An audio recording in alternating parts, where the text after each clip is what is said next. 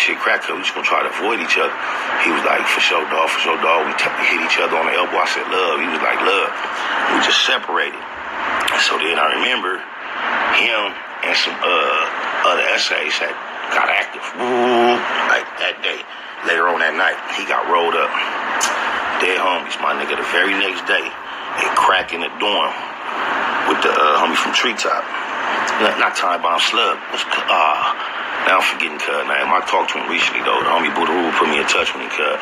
But Cuz was like, what happened was, it was a white boy in there who had like a tan. He had a gang of tattoos, trying to look like a Sereno. But tucked up under all them tattoos, he had like 2 little lightning bolts. And lightning bolts is like some white power shit. From what we understand, every lightning bolt mean a nigga you didn't kill. I don't know how true that is, but that's what we was young niggas in jail. That's what we used to believe. Lightning bolts mean you killed the nigga. So he was trying to be a Sereno, but he had them lightning bolts tucked up under his motherfucking tattoos, and then he hanging with the Serenos every day. So I remember it was me and an old nigga from Durock. I remember we had them triple bunks. We was playing chess on the in the middle bunk. Bam. I looked and seen the tension gathering, the blacks and the Mexicans gathering over there. And what happened was a black came in and needed a bed.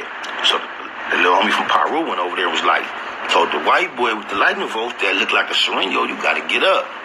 So he didn't want to get up. Now the Mexicans is rallying around him, supporting him. So I tell the homie from Durock, I'm like, look, so I had on my flip-flop. I slided the county issue. I had on some all-white Cortez. Look, I slide them on, bam. I go over there and position myself against the wall like with the blacks.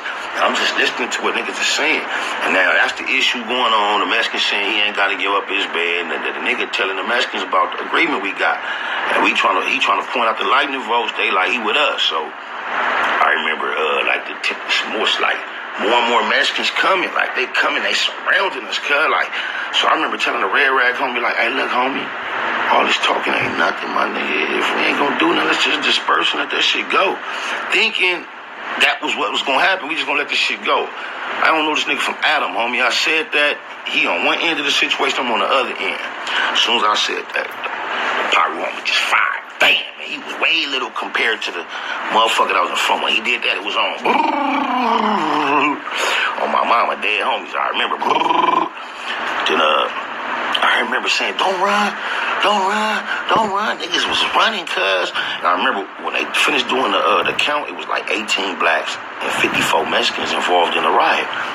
So I remember sitting down, like, boom, they half the blacks was running, cuz I ain't gonna lie, dead homies. Every Mexican, I don't care if you 82, crippled, they on the front line though. So the police, we was sitting down, and the police like, if you got any wounds, raise your hand. So I ain't raised my hands, I don't really feel nothing. But then the homie in front of me like, raise your hand. I got stabbed in my back, like my shit leaking, like bam. So I had to raise my hand, cuz they go. I go to the infirmary. They stuff a gang of guys in it and shit. They say it's too deep to stitch it, because they say they gonna heal up on top. They pack that motherfucker with guys. Won't send me to the medical ward. So the Mexicans that was involved in the riot, because I swear to God, my nigga, 2 days before that, they had raided the motherfucking door, talking about they raided for knives, just random. And then nobody get stabbed in the riot but blacks.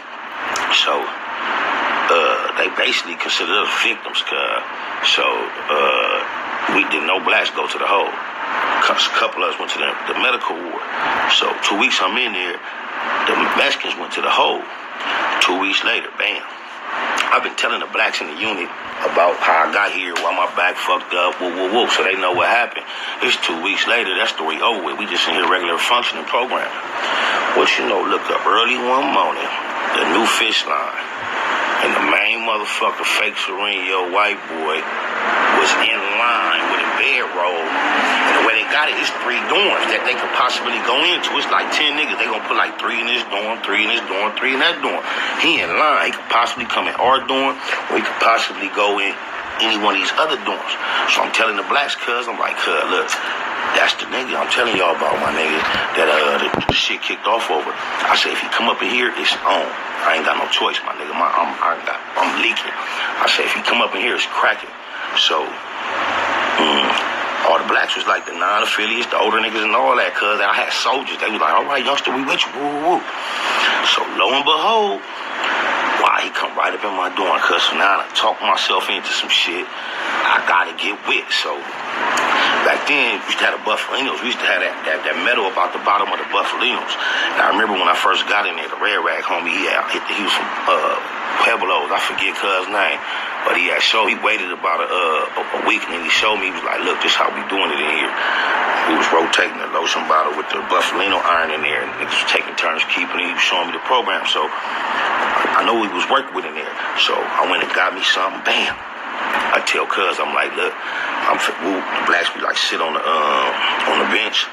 I tell them, I'm like, this whoop, wop, wop, So they like, they're like, all right, youngster, whatever.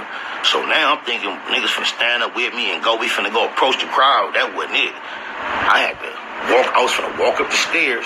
The nigga I'm on, he making up his bed with his back turned right at the top of the stairs. He happy to be out the hole telling his story. He don't recognize me from Adam.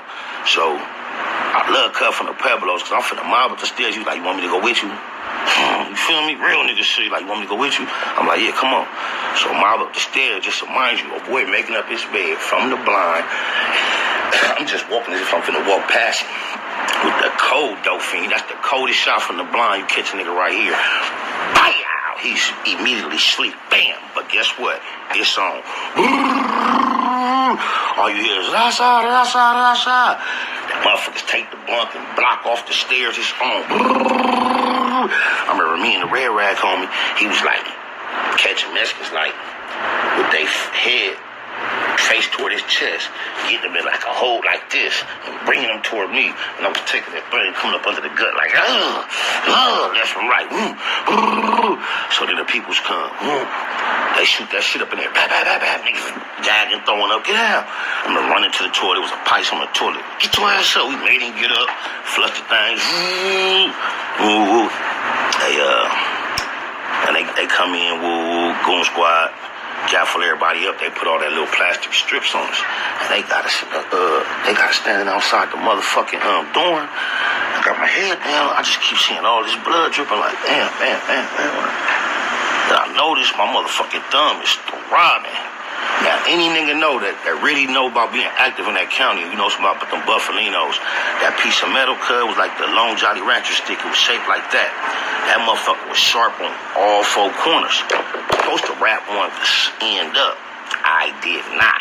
Every time I was doing something, that motherfucker was going. I was cutting myself. I was leaking, cuz. So from there, they sent me and the gang. This time, the Mexicans was leaking like a motherfucker, cuz. They was victimized. I remember, because of my thumb, I had to be transported with 4 Mexicans to the infirmary. No blacks, just me, because of my thumb, though. Bam. So, I remember motherfucking Mexican had the white boxers on. They was red in the front. I remember, so they had me by myself and the other police was escorting them. They was chained together. I remember walking through a line, a gang of niggas finna get on the bus, and all the blacks like salute me. They like, you with that? And they see how they was leaking. So they like, when we go to the infirmary, boom, bam. So my shit was right here, like in the thumb, right here, bam. It's like right now, if you still rub it, it's like a funny little. It never, it's like a little. But anyway, they said it was too deep to stitch again. I had to go to the county jail. So I went to county jail. They couldn't fuck with it. The Mexicans, they got stapled in the head, stapled up, sent upstairs. But the first nigga I fought on that got slept. He had a broke clavicle. He had to get some stitches. He and I had to go to the motherfucking UCLA, to the hospital, 13th floor, the medical center, cuz. Can you imagine right now? This is like 2-3 days. They had me in the county jail waiting to get transferred. My shit just swole up, cuz. It ain't bleeding. So now I'm in the mud. Now I'm on a paddy wagon chained to the motherfucker I fired on. He still don't know I'm the motherfucker that fired on him. So he telling me, man, I changed my life. I'm fighting life, man. I used to be with the woo. He trying to tell me he thinks that if they put him in the dorm He thinks the police set him up and put him in the dorm with the people. He telling me he putting all right, but he chained to me not knowing I'm the nigga that kicked it off and all that. So I tell him I'm going to help him with his lawsuit against the county and all that. We in the little, on the 13th floor, we in the same little room together. I remember this story that's basically the story, but this is the part I remember it now, because I remember my shit was fucked up, because they had to give me like 8 stitches. But I remember the motherfucking doctor walking in the room, looked at my shit and said, I gotta make it bleed, and just and crunch my shit and just, that was worse than all the pain I felt throughout the whole process. Any more questions?